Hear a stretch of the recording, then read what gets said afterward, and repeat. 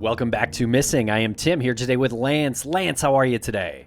I am doing just fine today. Thank you so much for asking. I hope everyone out there who's listening, I hope they're doing just as fantastic as myself and you, Tim.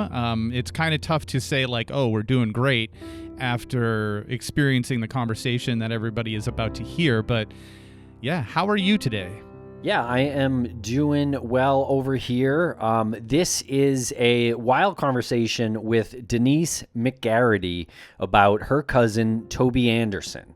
Toby Anderson was 16 when he went missing in late October or early November of 1986 from Selma, Oregon. And he was living with his uncle and cousins and his aunt as well. And Denise is his first cousin, and she got involved in the search for Toby in, I believe, 2018.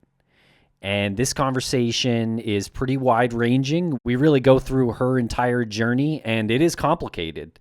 Emotionally, also with the timeline, also with the amount of names, crimes that have been committed. So bear with us on this one. We're going to play the conversation as it unfolded to us. And Denise is an incredible advocate for her cousin Toby. Yes, you mentioned that there are a lot of names and a lot of details and a lot of crimes that were committed. There are also crimes that Denise is alleging were committed. So keep that in mind as well. Certain individuals were incarcerated and convicted for crimes. So that is, courts of law decided that they were guilty of those crimes. But Denise does make a few comments about moments that she believes happened. So keep that in mind. Those are allegations.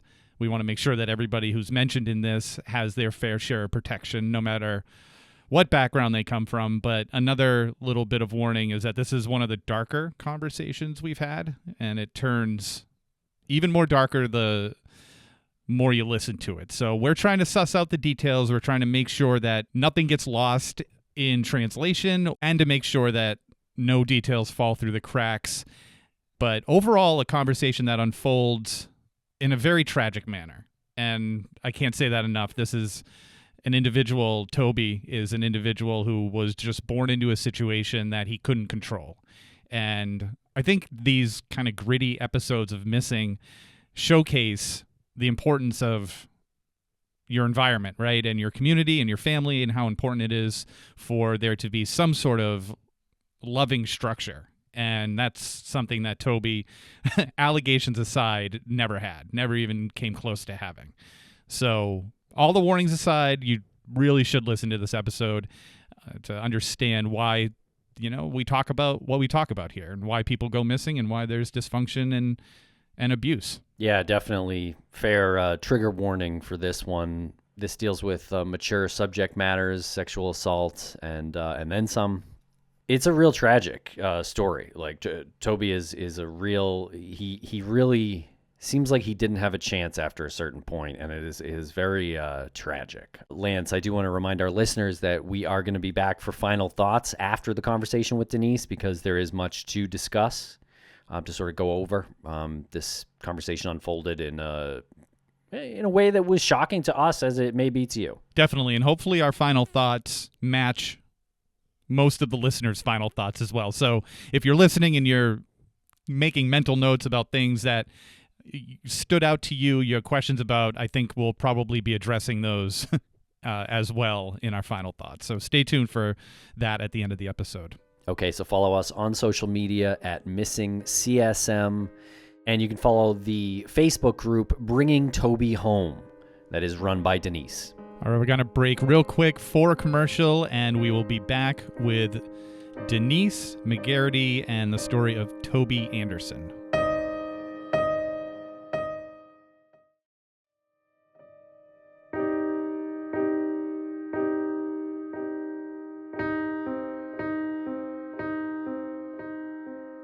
Denise, welcome to the show. How are you today? I'm good. Thank you so much for having me. Thank you for reaching out to us. We were just talking before we started recording. This is one of those situations where it's clear you're frustrated, your family's frustrated. you have this story that needs to be told, and we need to have as many eyes and ears on it as possible. There's so many stories like this, and they all need to have such a bright spotlight put on them. And Toby's story is no exception. But for anybody who doesn't know who you are, could you introduce yourself to the listeners and let them know what brings you to the show? My name is Denise McGarity. I actually live in Illinois. My cousin Toby Anderson had went missing in 1986. We were always told different stories throughout, but about 10 years ago, I had connected with his sister and we had talked, and I asked her if I could find, we thought he was alive.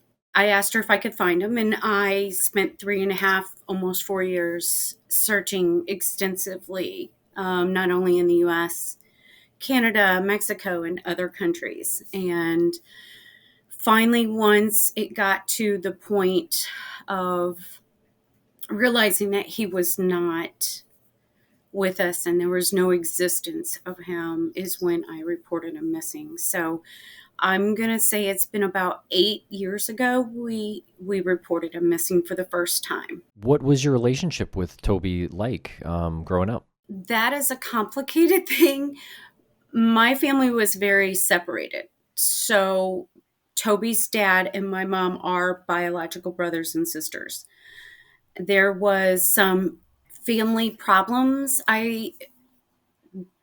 They were both being essayed by their stepfather, and they were separated. So growing up, we never grew up together, and we lived very separately. My mom ended up in Illinois, Toby's dad in California, but they stayed in contact, talked on the phone. That's how that relationship went until 1987. My uncle actually came to see us after Toby went missing, which at that time I was extremely young, so I did not realize what was going on until later on. So there wasn't really a personal relationship. It was more of long distance. Because my mother lost her eyesight, we didn't travel. So Can you take us back to around the time when all of this started with Toby's disappearance? in 1986, I remember my mom talking to her brother on the phone and saying that Toby had went missing. If you see him, to let him know, to give him a call. So I remember that as a child. I had two older sisters who were about the same age as Toby. So they remembered a little bit more about the missing part. But we were always told, hey, he's missing. If you see him, if he contacts anybody, please, let us know. So that was growing up. The story we got from his dad is Toby was in juvenile detention center in California. From the age of 11 is when he was entered in there and then released, and somehow went back, and 2 years later was released again when he turned, I think he had just turned 16 in December. He was released right after that. In February is where he was somehow sent to live with our uncle. So that's about what we know. I cannot find his juvenile records only because they are sealed. I'm not his parent. His sister can't get them. We've had trouble with that. The juvenile center no longer exists because they said it burnt down. So a lot of records are missing with that. What we have is the court documents of when he was released, who he was released to, who signed it, and what his charges was. Yeah, and of course we're going back quite a ways, back into the 80s with at that point.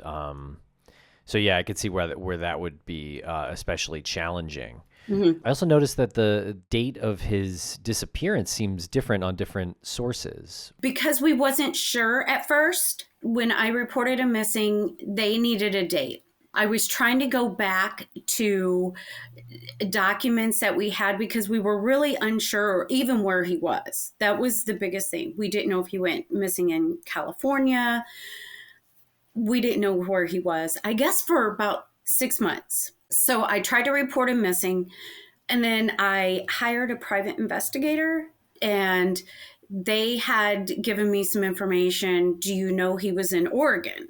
Well, at that time, I'm like, I did not know that. I had two uncles that lived in Oregon. So that was a little bit confusing. I had went to Oregon when I realized that I don't think he's around. I don't think he's with us anymore. I got a hold of the police department in Selma, Oregon, and she said, well, we just need a date of where we can put this down. And I was trying my best through memory of when he possibly had went missing. So that August of 88 was a lot because I have a book of our grandmother's, and she had put that he was deceased in 88. So that's why that date is wrong. And it wasn't until I had informed my family that I hired a private investigator, and that's when the story went a little crazy with a phone call from another cousin who they lived with.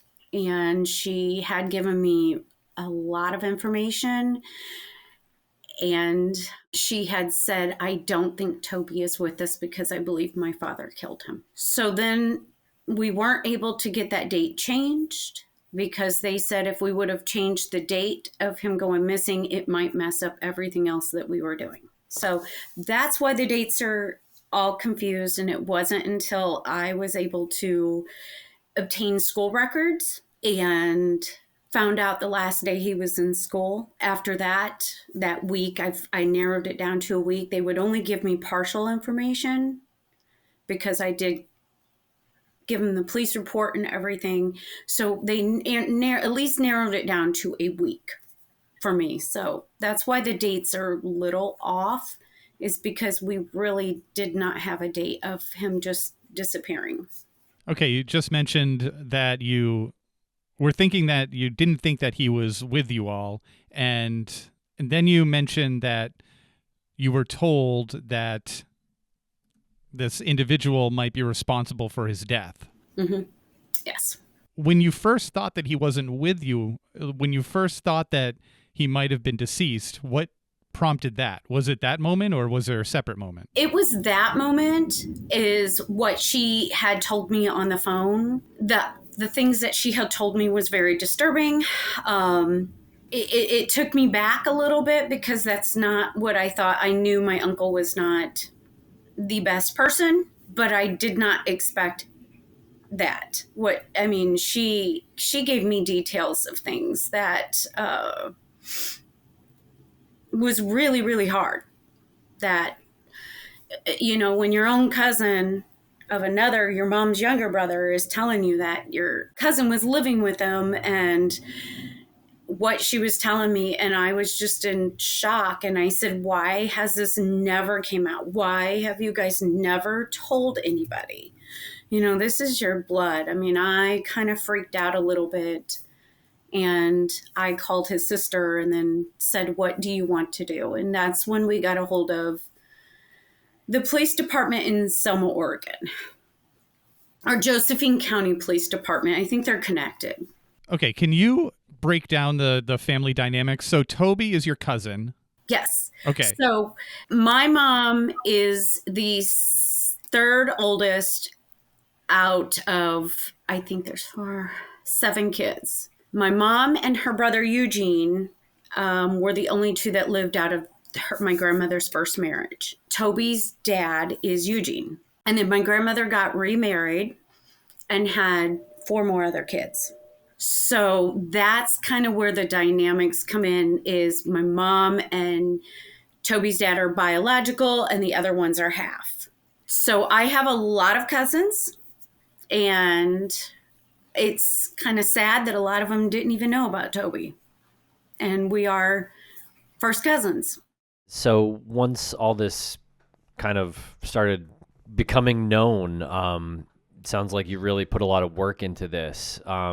Was that before you hired a private investigator? No, I had hired the private investigator before she got the call. So I opened up a Facebook page calling Bringing Toby Home, and just letting the family know.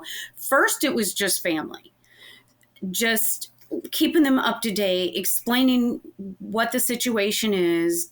Does anybody else know? Does anybody else have any information? And then that's when I got the call, when I put on there that I hired a private investigator.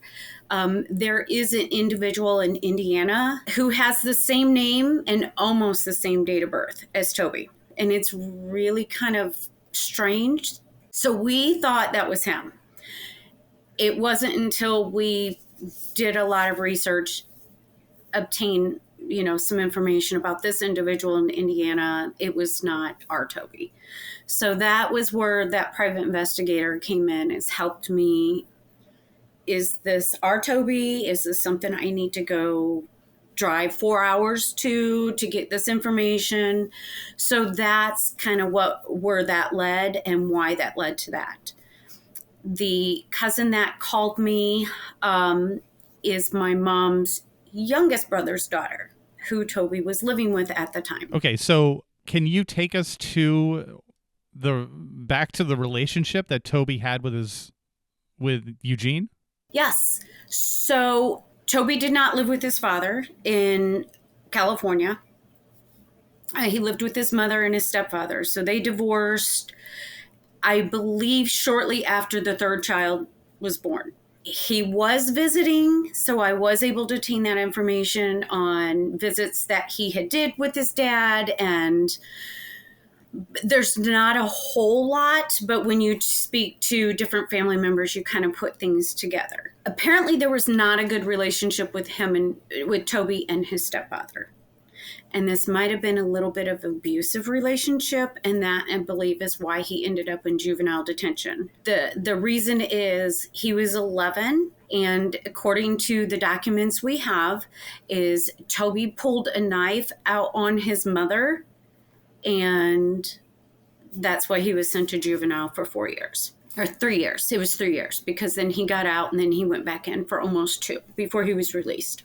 So what you're saying is that there was an abusive environment, and he was 11 years old, and he pulled a knife out in this abusive environment, and then he was sent away to juvenile detention because he pulled a knife out.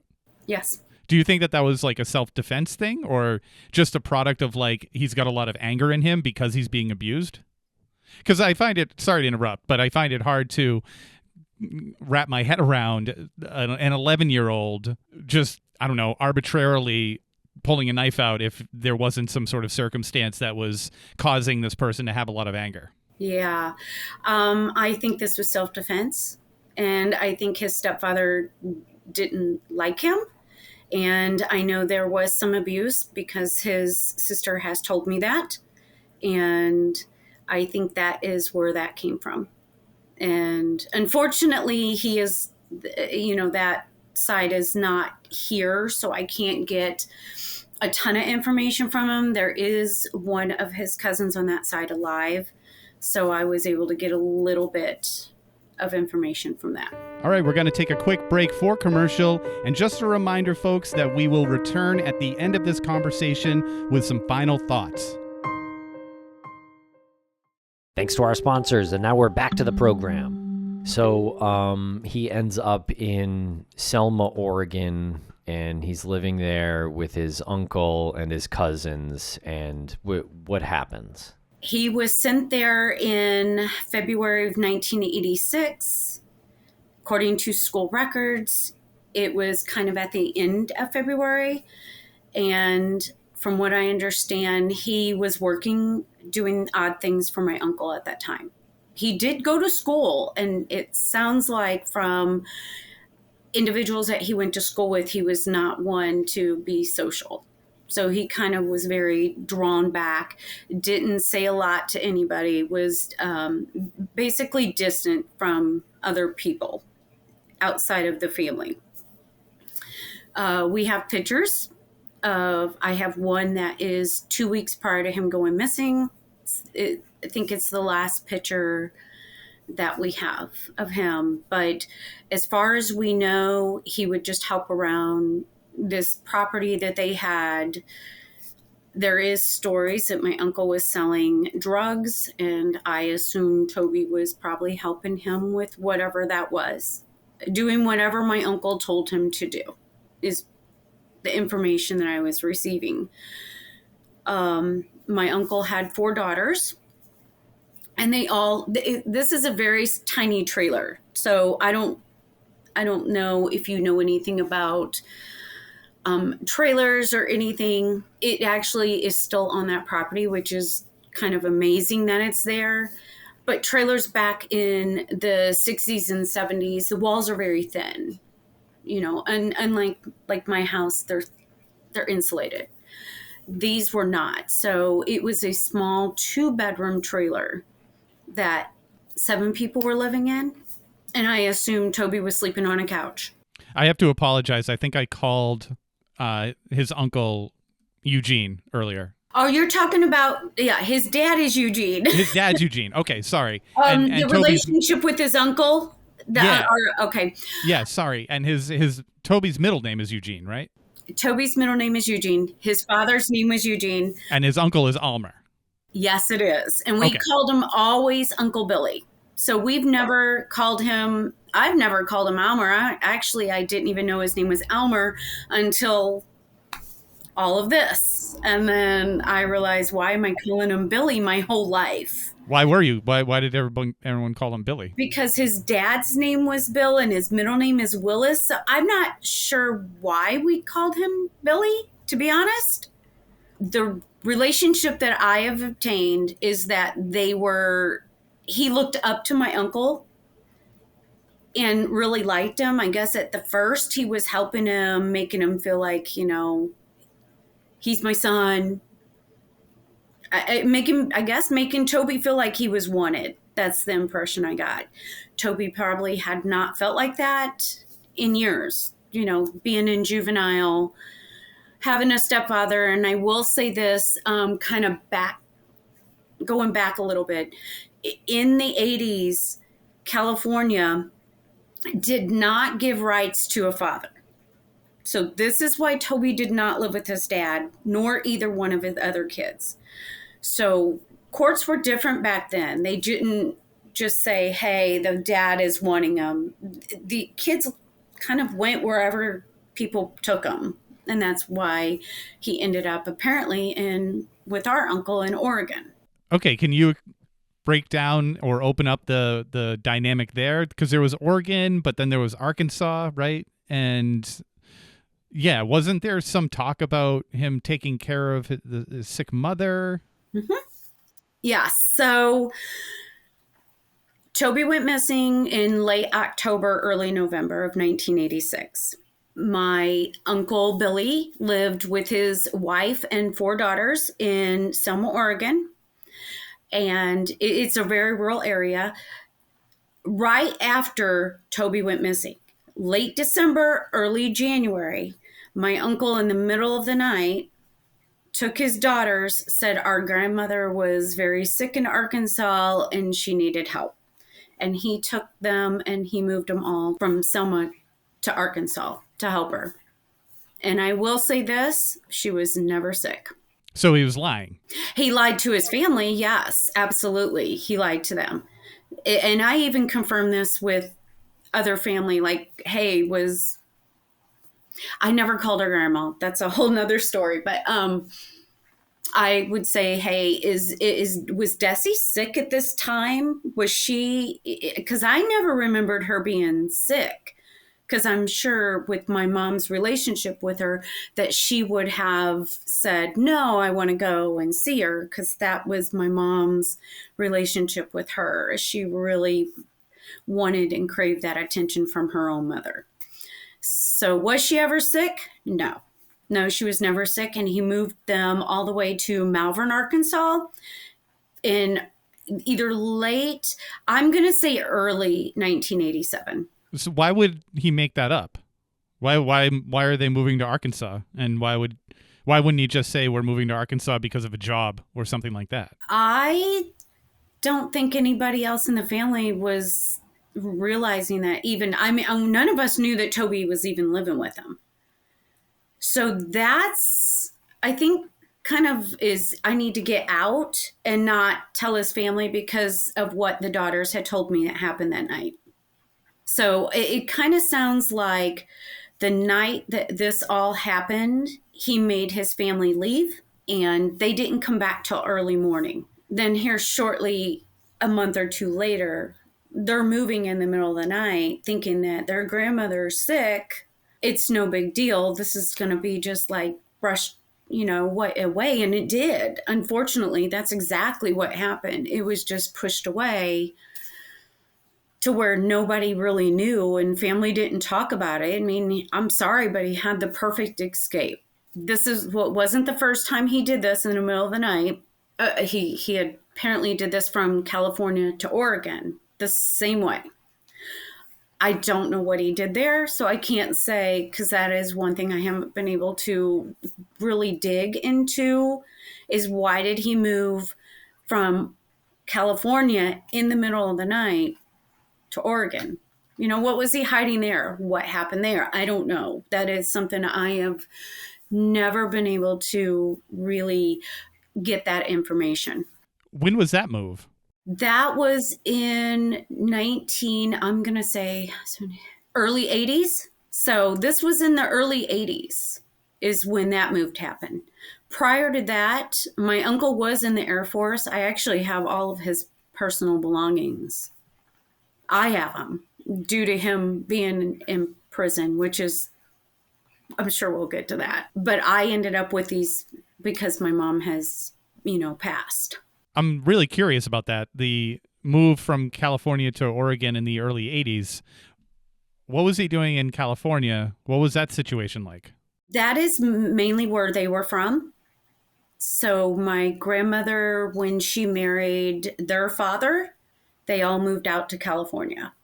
So that is where my mom and my Uncle Gene, Toby's father, had been taken away. My mom ended up in Arkansas.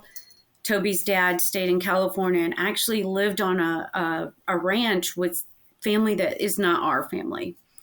So I do not know exactly how that happened or why. I just know that both of them were sent away and separated due to, this is going to be my opinion, I think it's just to keep it hush-hush in our family because that was something we always were told. You don't talk about the bad stuff. You keep it to yourself. We don't mention that any problems in our family. And that has been since I was younger. If something happened, you hear about it, just be quiet because it really didn't happen. I mean, that's pretty common. We talk to families all the time. Even my family, like it's pretty.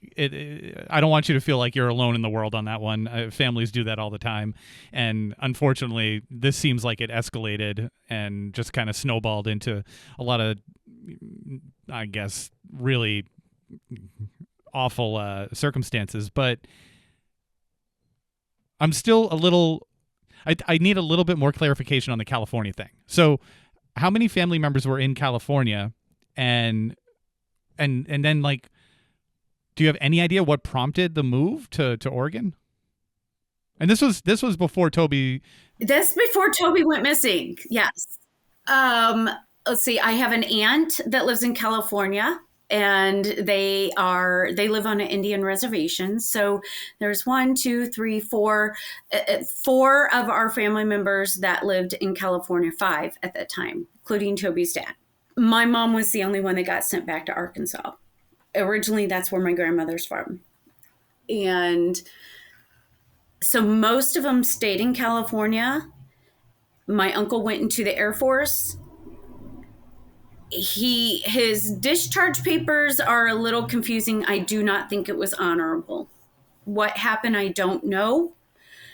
But somehow he met his wife in California. They lived in this small town. Toby's younger sister actually lived next door to them. So that is how we got that information. She went to school with the girls. We're all about within 5 years distant, between each other, but they were closer and they lived in a little cul-de-sac, she said. And would play together and everything. And she said just in the middle of the night, she went over to go play with the girls and they were gone. And she was told they're not coming back. So why they moved, we don't know. I cannot seem to find out that information. Okay, I have two quick questions. You said that they were living on an Indian reservation. Are you Native American? My aunt lives on Native American Indian reservation. I have an aunt who still lives there. Okay. And we talk, but that's an interesting thing because her husband was a police officer, but I get it why he's not kind of helping because it's family. And I think some of the family things that's happened over the years have made all of us a little distant. Gotcha. And my second question was probably something that you might have said that doesn't really have an answer. You said I think you said your mom got sent back or got sent to Arkansas. Mm-hmm. What is that like? I don't understand like that. Like she was sent back or sent? Okay, so when they were separated due to being sexually assaulted by their stepfather, my mom was put on a train and at a very young age, and she was sent to Arkansas to live with her grandparents. Who put her on a train? Her mother. Okay. So I don't know if state was involved because there's no information. I cannot seem to dig that up.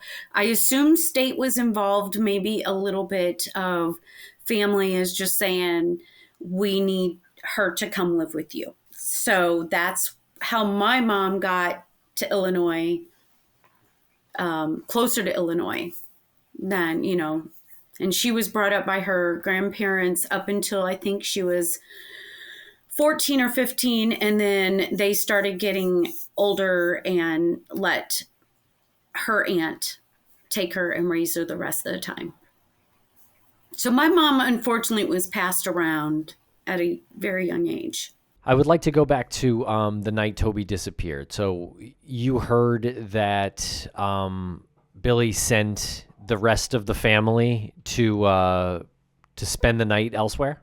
What I was told is one of the girls had accused Toby of, she called it rape for years. She said he touched her inappropriate and her dad walked in and he took Toby outside. There was a lot of fighting.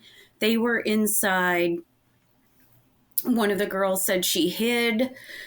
The fighting continued outside. Her dad apparently came inside and called somebody. We do not know who that is. He told his wife, take the kids and leave. When they returned the next morning, Toby was gone.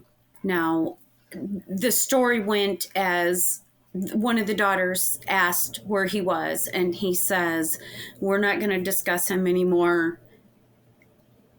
If you ever say anything, you're going to be put on the hill with Toby and your mom's boyfriend. And that is another thing I cannot confirm. If something happened, I know there was an affair with my uncle Billy's wife and a local man. And I can't confirm that because I don't know. I can't seem to figure out who that could be to say, here's the man that it is. So is that real? Possibly. I mean, I don't doubt it. To me, I mean, knowing my uncle's history now, I think there's a lot more that he's done. And that's why he left California. That's why he left Oregon. He just got caught in Arkansas doing what it was. So it caught up to him, his crimes. Right. Wow. And what is he in, or what was he recently incarcerated for? 2001, he raped 3 children. Oh my God. It all under the age of, I believe it's under 7. I don't want to give their exact, but it went from 7 to about a year old. A year? Oh my God. Yes. What? Who were? His step grandchildren. His step grandchildren. Yes. And details are out there. So it took me about 3 or 4 years to finally read those documents that are available online of what he did. And it's very hard. I mean, I think it took me about 6 months to read it because I could only get to so far in court records before I got really angry and emotional to the point where it was, in my head, I kept thinking, what did he do to Toby? What did he do to other people? Yeah, things started adding up as I started reading that. So how far into that investigation that you've conducted did you discover this? I knew this prior to Toby going. Okay. So all of this has happened. I didn't report Toby till 8 years ago. This all happened in, I believe, 2001, when he was convicted and put into Arkansas prison. So this happened in Malvern, Arkansas with these children. And I can say this, that my mom, I guess, was a witness in that case of him going to prison, because I assume they, from what she stated, is the reason why she testified is because of what happened to her from his father and possibly more. And we don't have to keep this for the actual interview, but if you want to, that's fine. I'm just going to ask this question. What do you do for a living now? I am a nurse. I knew it. That's why I asked. I knew you were probably like a teacher or a nurse. No, I'm a nurse. Okay. Yeah. I just had a feeling about that. No, I work in the healthcare. Yeah. Okay. For 30 years. I'm old. Yeah, we're all old. But honestly, like, this takes, I can hear this. Like, this takes a lot of courage to talk about a family like you're talking about your family. It takes a lot to, like, come to terms with that. I just think the truth needs to come out. I really do. I don't think our family, I for years I thought maybe were we cursed? The bad things that's happened were, what did we do? Because my whole life I knew about my mom being, she really, honestly, she was raped by her stepfather, and so was Toby's dad. So that was not a secret in my family, and I grew up in a very Christian home, and we've just had a lot of family, I wouldn't say it's drama, it's traumatic things that's happened in our family. One of my mom's other brothers was murdered in Hot Springs, Arkansas, after he had moved from California.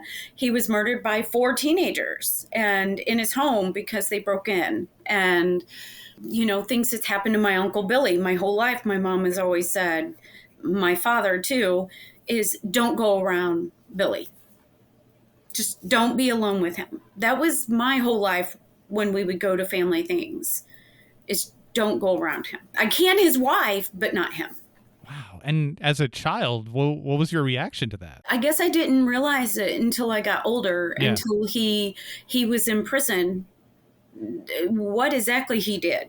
All right, we're going to take a quick break for commercial. And just a reminder, folks, that we will return at the end of this conversation with some final thoughts. Thanks to our sponsors, and now we're back to the program. So what was Billy saying? What did he tell people when they asked about Toby? I know, I understand he threatened, he made a threat at one point, but what was more of the story that he would more widely share? Nobody shared anything about him. You just didn't talk about it. I'm just being honest. My mom always had photos of Toby and his brother and sister and my Uncle Gene. We had photos all over our house.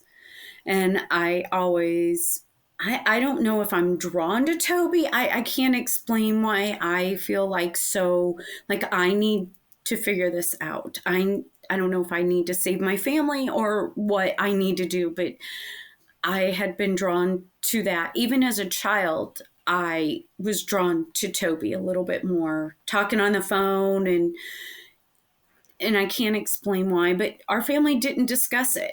You know, if you discussed it, grandma would, she would change her story, or you just didn't talk about it. She never talked about Toby when she came to visit. That was not a conversation, but I can tell you when his dad got sick in 87 with cancer and came out to St. Louis, that I know he went and looked for him because he thought maybe he might have came to our area. And I know he spent the day. His wife came with him. We went to the zoo, and my dad and my uncle Eugene, which is Toby's dad, had went wherever they went and then caught up, they caught up to us at the brewery when we went to tour it. But they were gone for hours while we were at the zoo. So I can't explain what happened there, but I just remember the last thing he said before he left to start heading back to California is he told my mom, he gave me a hug and had his arms around me and told my mom, he said, Diane, hold on to these girls because you never know when they're going to go. And you don't know what happened to them. And he said, I'm doing everything I can to find Toby. And if you ever see him, please just tell him I love him. That's what he told my mom. And then his last letter to Toby's sister was, if you ever find Toby, please just let him know I love him. And then he died. So he never found him, and it was family just kind of, I'm sorry, life got in the way. I live in the area. I graduated. I have children. My sisters have kids, and things happen. My parents moved to Arkansas. We weren't as close over the years. And it wasn't until Marcy and I had connected is when things opened. I guess I opened up Pandora's box is what I opened up with my family. Yeah, and I understand you were corresponding with Billy too. Oh, yeah, we have lots of letters. No, did you ask him? Oh, I straight up asked him. I had asked him what happened to Toby. And in the first letter, I just said, hey, I don't know if you even remember who I am. Because I wasn't sure, is his memory right or what? And I said, I'm Diane's daughter, your sister. I even put on there that I am the youngest child. So I wanted to let him know which one I was. There's 3 of us girls. And said, I am trying to find information on Toby. There has been information that has brought to my attention that Toby was living with you. And something happened one night that you told your family that you might have taken Toby somewhere, but it wasn't for sure where. And, I'm just trying to find out where would he be? Well, that first letter was it was nasty. It was a little confusing because he completely confused me with an older sister and said, why didn't I saw you on the road and it looked like your van might have been broke down. I think she had a flat tire. Why didn't you let me help you? I wanted to help you that day. Why didn't you let me help you? So he kept on with that for maybe about 6 or 7 sentences. And then he started getting into, your mom's nothing but a liar. Your mom enjoyed getting raped as a child.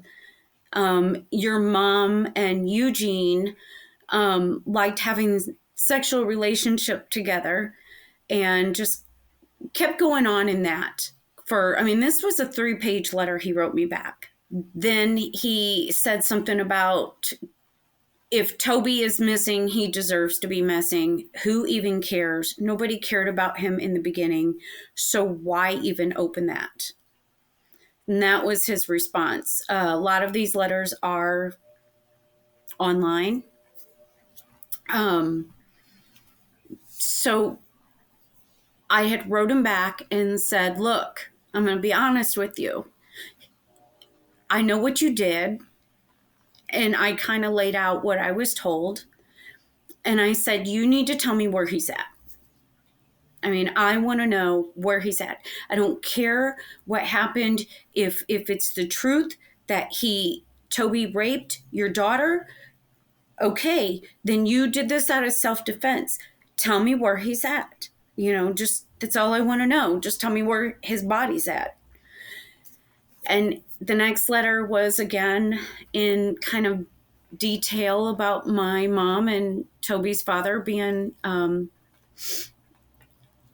sexually assaulted and being forced to have a relationship together is what we were told by him, and how he would watch and how they loved it.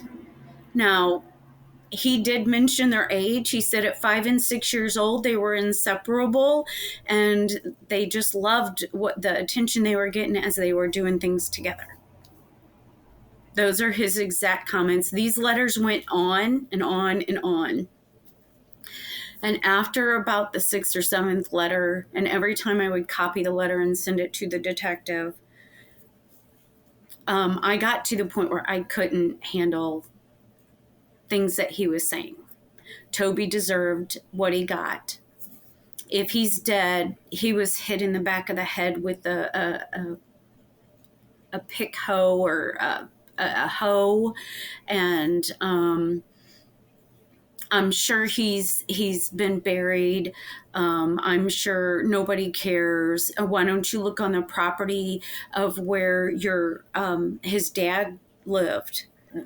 Just opposite direction of anywhere in Oregon, and kept stating over and over, Toby was a monster. He deserved everything he got. Remember, I'm not a monster. So he would repeat that over and over. Remember, I had to get rid of the monster. That is that's basically the last letter he wrote. He also wrote that to a lady in, she's a wonderful kind of journalist in Selma, Oregon, who works with Josephine County's missing people. And she wrote him a letter, and he told her that I'm not the monster, but I had to get rid of the monster. And to me, that is a clear sign of that he killed a 16-year-old boy. Not only did I have to hear about my own cousin getting basically killed, I also had to hear about what happened to my mom. And some of these are detailed about how she enjoyed it. Now, that's a 5 and 6-year-old child. I think that is the most inhumane thing you could say about children, is they enjoyed that. I'm certain they didn't. That's repulsive. And he's writing you this from jail? Yes. And I had spoken to at that time, he has a caseworker in prison, and I would ask them, are you reading this stuff? Do you realize that? I mean, he was putting a lot of anger on my mom. I mean, it was almost every letter was going back to things that should happen to my mom, and, she's evil, and I'm a product of that evil. What was he saying should happen to your mom? She needs to pay for what she's done to him. To who? Because he's in prison, because he blames my mom. Because of her testimony. Yeah. So she needs to pay for what she's done to him. Yes. So you're clearly not getting anywhere with any correspondence with him. I did not. And I kind of stopped correspondence with him because they were getting more and more detailed. And after he stated that, I remember, I'm not the monster, I had to get rid of the monster. I knew what happened. That was the last thing that confirmation, that he's no longer with us. So, and it took about, I guess, 3 years ago, I asked a private detective to speak to my cousin, the one who accused Toby of rape, and get her side of the story. And we found out she lied. she does not want her name out there. She doesn't want people to know what she went through, and she does not want her children. And this is why this story, all these years, were fabricated, that nothing happened, is what that private detective told me. But he did turn it over to the Oregon State Police, of her conversation that was recorded, and all he could tell me is that Toby didn't do anything. And there was some anger that happened that night. And most likely he's not with us.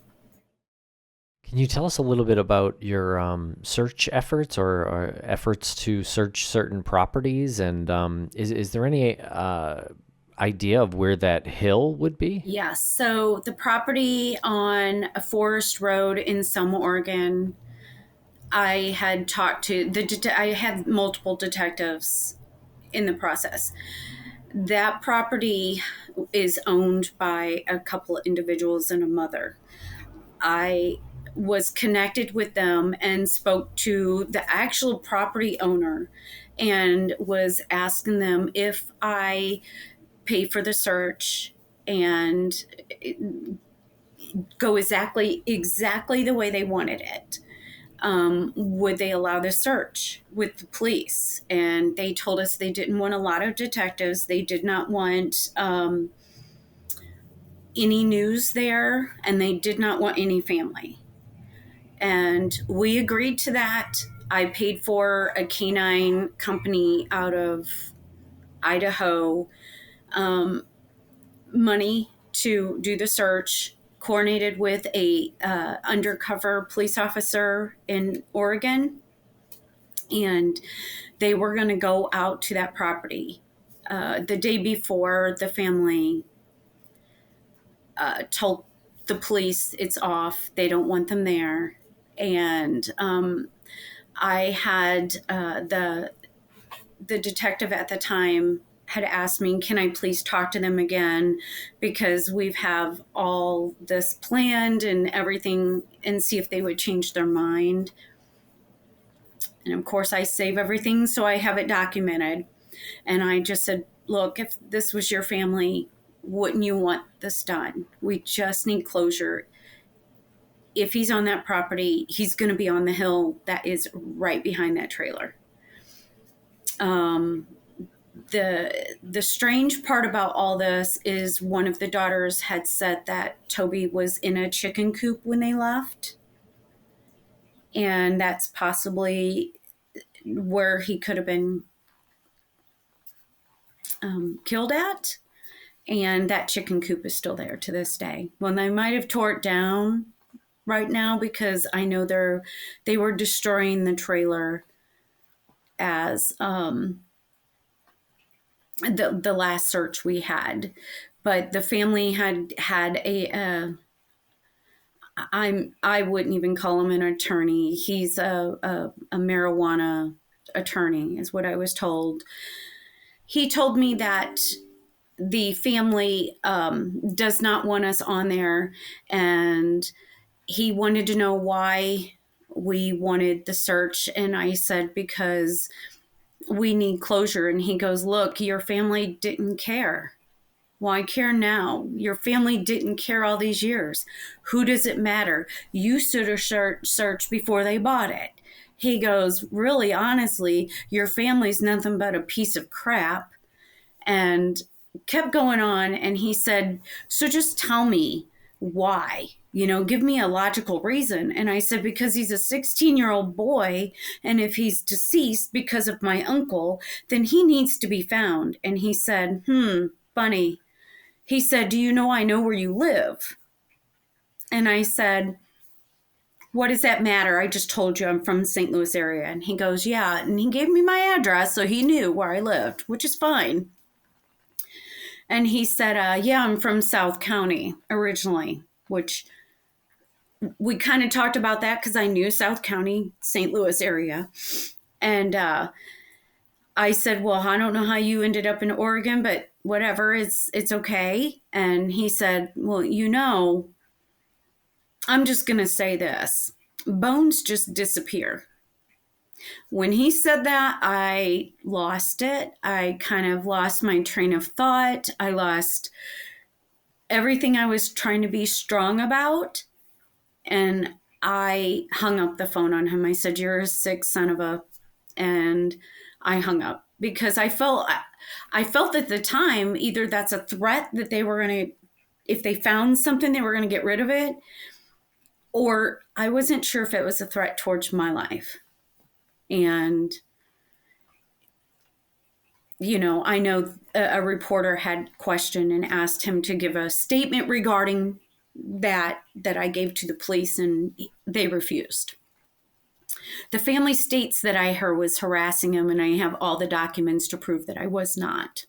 I mean, there's such like a obvious threat in that when this individual tells you your own address, like, I know where you live. No, specifically, I know where you live. Right. Like, that's not just conversational. There's Right. not just telling you, oh yeah, no, I grew up around there. No, Right.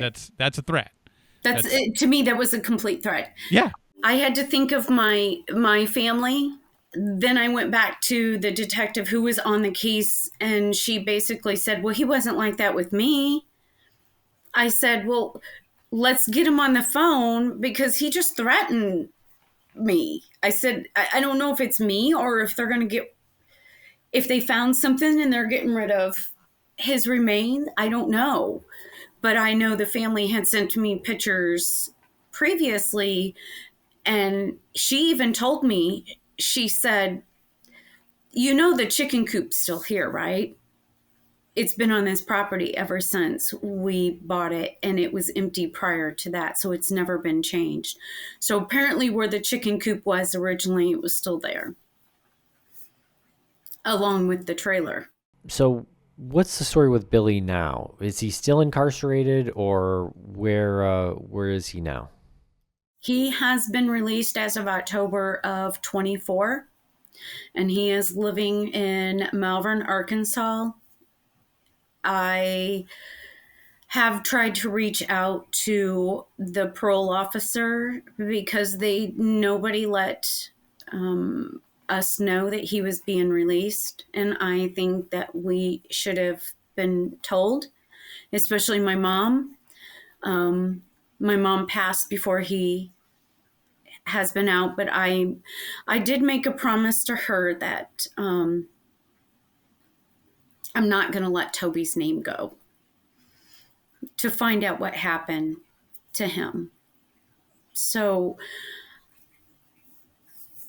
I'm determined, and one day I might get to search that property. I know Marcy, Toby's sister, had recently went to the property and talked to the owners, and they said they don't like me because I was too persistent. Just have one last question for you. What does closure or justice look like for you if you were to get some answers here? I think bringing Toby home to be buried with his father is the most important. My uncle is to the age now that he's probably not going to be around much longer. He's in his late 70s. But I think to prevent anybody else from getting hurt from that man is most important to me, and to finally get closure in our family of, I feel like an evil curse has been brought to us because I think the truth has never been even exposed of how bad, and everybody has hid this for so long, even with my mom and everything else. And I strongly believe the truth should be told. No matter how bad it hurts a family, it needs to be told. And if I can give a little bit of closure to Toby's sister and just know that, her brother didn't just leave, and Toby's brother is not well, and that's what he thinks, that Toby just up and left and didn't care, and that's not what happened. And maybe to give Toby his name back, that he wasn't this evil child that caused these problems. So that it's a lot, but It's mainly for him, giving him some kind of peace.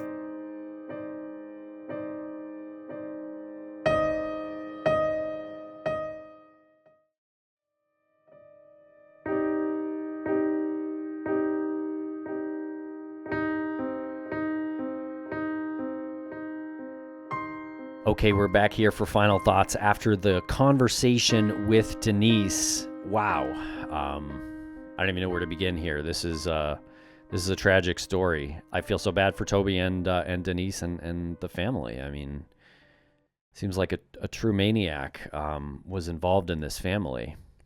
I mean, there were so many times where I was just like dumbfounded with what she was saying.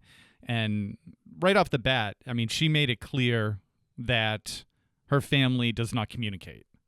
That if there's ever an issue, you don't talk about it, you sweep it under the rug, and you hope that it'll go away. But what was amazing to me, and I didn't even remember that I had said it back to her. I said that my family was the same way. You know, you don't really talk about stuff, but that's a completely different scenario. I mean, I almost wanted to make sure that part got cut, but I think it needs to stay in there because I feel like a lot of families don't talk about things that are difficult to talk about. I think that's a pretty natural thing.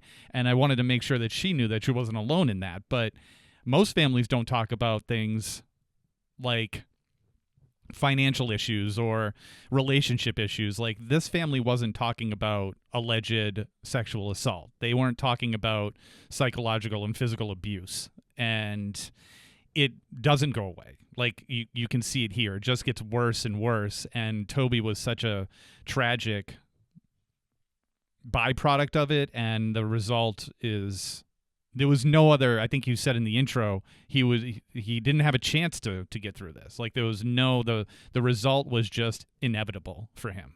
Unless by some, miracle, someone else, comes in and removes him from the situation. But I don't even think that would have happened. I don't think the family would let anybody else in to break up the dysfunction. Yeah, I guess it starts with Toby, allegedly having been sexually assaulted by his stepfather. And then at 11, he pulled a knife on his mom and was sent to juvenile hall. And then was out and then went back, which was a little bit of a hazy part in the conversation. I'm not sure we know fully how or why he got sent back for, I guess, another couple of years. But then he was released and I guess sent to live with his uncle Billy in Selma, Oregon. So his uncle and aunts and 4 female cousins that he lived with there for not very long. So this is 1986. Sounds like one of Toby's cousins accused him of raping her, and Billy sent the family away for the night. And when they came back, Toby was gone. He had gone missing and presumably had been murdered. Turns out years later that the private investigator who spoke with that cousin who accused Toby of raping her, apparently it didn't happen. That was what Denise and the private investigator said. It's not hard to believe that didn't happen if you're dealing with Billy, this Almer Willis Wright guy, who seems like a total liar and kind of a crazy criminal person. Maybe he lied about that to begin with, but it does sound like that was a story that happened then. So I don't know what the truth is about that. I could believe either thing, I suppose. But it sounds like now, years later, the cousin says it didn't happen. You did mention that he had been sent away to juvenile hall or detention or whatever they call it, for the incarceration for children when he pulled a knife on his mom at 11. I was wondering, even during the interview, and I'm still wondering, like, what set of circumstances were put in place that made him pull a knife on his mom at 11 years old. Like, that's a lot of anger. I mean, even if it's like anger that an 11-year-old doesn't realize they have, maybe they're like bottling up a lot of things and they don't realize that this is coming across as anger. But there's that doesn't just come up and go away. You know what I'm saying? Like, when she said that, there's more to it. There's more to like a child of 11 years old pulling a knife in such a manner where the mom feels the need to send him away. Right? Because a kid could pull a knife and not realize the significance of it, and they get reprimanded. But I would assume that parents aren't going to just then the next step is sending you away to juvenile detention. There's got to be something more there that caused him. It just sounds like he was being assaulted. Yeah, so I think she even said, like, in her opinion, it was a form of self-defense. And then, you know, maybe the sending away to juvenile detention was designed so that, I don't know, maybe they didn't, maybe he was just out of their life. Like, get him out of our life so that there won't be any more abuse. I don't know. I can't get into the head of people who abuse children. Thankfully, I guess I can't get into their heads. But again, going back to what you said in the intro, like, he wasn't set up to succeed in this environment. This was a failing environment from the start. It's also really, like, you know, helpless. Like, you feel helpless hearing the story and talking about it, and even talking during these final thoughts. Like, we can talk about it. We can tell people, if you see anything like this happening in a family, your family or someone else's family, there are numbers you can call. But how many people to call? How many people just do that thing that she was talking about, which is, let's just sweep it under the rug and not talk about it? And I think, like, the majority of people do. Yeah, but I mean, in this case, it grew and grew, right? That dark shadow that nobody talked about grew so big it took someone with them. I don't know. I do feel so bad for Toby. It sounds like it's possible that there are some other circumstances that Billy orchestrated before certain moves. You know, the move from California to Oregon initially apparently was in the middle of the night, as was the one from Oregon to Arkansas after Toby went missing with Billy and the family. So it kind of makes you wonder. We talked about it a little bit with Denise. Obviously, there's no way to know. But what a monster to have written letters the way he did to Denise. Yeah, and we didn't see the letters, and we can take her word for it. I don't think she would just bring this up, because she did show the letters to law enforcement, and the letters are just repulsive. There's details in there where it's almost like, again, this is from her, so this is us interpreting what she was saying, that she had said she delivered these letters to law enforcement, so that's what we're operating on. But there was some perverse joy that he was getting out of telling her these details, and I think knowing that she was reading them, you know, so he was able to pop those things in the mail and then imagine her reaction to them. So the details are, like, again, repulsive. And even though he's incarcerated, he's still, like, throwing it back at her, almost like, they still haven't caught me for, like, what I'm truly guilty of.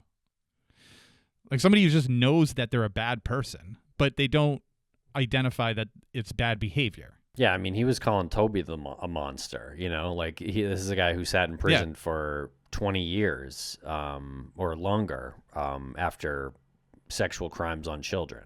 Yeah. You know?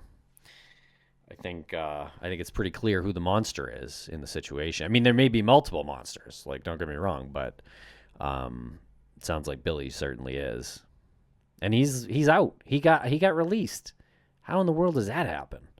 I guess that's his time, his sentence. Not a life sentence, I suppose. Yeah. So he was paroled in Melbourne, Arkansas in 2024. So. And nobody has heard from Toby Anderson since 1986. One thing that we talk about to family members and advocates is, like, what is justice for you? Like, what does that mean? And her answer to that was, well, she wants to make sure that Toby is found and put, you know, to rest near, I think she said, his father. And I get that, but I have a hard time, like, calling that justice when the person who probably is responsible for this is out, has served time for sexual assault on minors, and is now out and could be doing it to other people. So, or, plotting to do it to other people. So I don't know. I think that's part of the justice as well. Right. Yeah. Luckily, Billy is old now. I don't know how old he is, but certainly seems up there, 70s or 80s or something at this point. So hopefully that limits the amount of people he can hurt at this point in his life. I hope so. If you have any information, please call the Oregon State Police at 541-776-6236 and follow the Facebook group Bringing Toby Home. That's Denise's Facebook group. And there's also the Josephine County Missing Person Project, who is run by Gwen Barringer, who we had on as a guest once, Lance. And she does a great job following up on cases from that area. And again, I know we say it, and we really do hope that people take this to heart and, try to do the very difficult thing. If you do see somebody or yourself, anybody in your family, if they're involved in some sort of sexual assault, you can call the National Sexual Assault Hotline. We'll also put this in the show notes, 1-800-656-4673. And again, we know how hard that must be. And after hearing, Denise talk about Toby, it really is something that you need to be well equipped to deal with. And, if you're nervous about doing that, that's beyond understandable. So again, just try to, in a very difficult situation, you got to, try to make a very difficult decision.